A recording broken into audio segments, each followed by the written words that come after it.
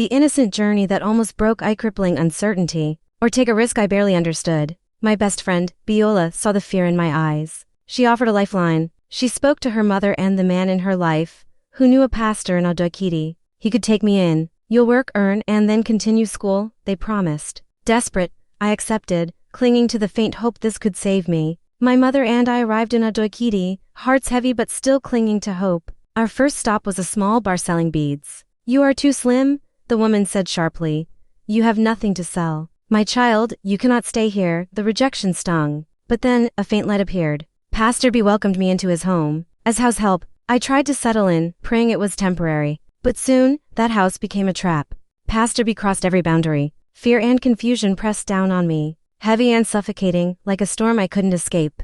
Pastor B, who is also a teacher at Biola's school, continued his abuse. Trapped and alone, I clung to my smartphone, a gift from my aunt in Lagos. It was my only connection. I reached out to Biola, even with someone knowing, escape felt impossible. Pastor B's wife was kind, but only when she was home. My days were endless work. I started my first job selling food, then worked in a foodstuff container. No matter how hard I worked, the money went to the household. My mother received nothing, and I couldn't continue school. When Pastor B's wife traveled to Nairobi, I faced terror alone. I cried and wept until I realized I had to protect myself. My mother cared only for the money. The abuse seemed endless. My spirit was tested every single day. By December 2016, I could no longer bear it. I packed a few belongings and I ran. I left the house that had become my prison. Pastor B had almost destroyed me, but I survived. Carrying scars of endurance and courage, I reached out to Auntie Lola, a woman who worked nearby. She welcomed me. It was the first sense of safety I'd felt in months.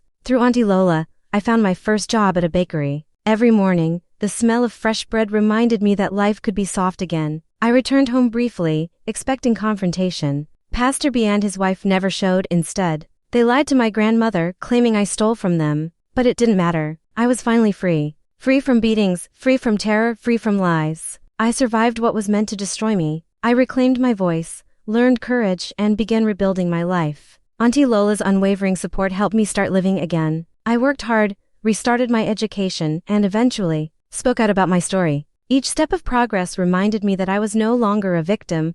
I was a warrior. Life was mine to rebuild, to choose, and to celebrate. The past tried to break me, but I survived. Today, I am stronger, braver, and ready to face the world. This is my story, a journey from fear to courage, from pain to triumph.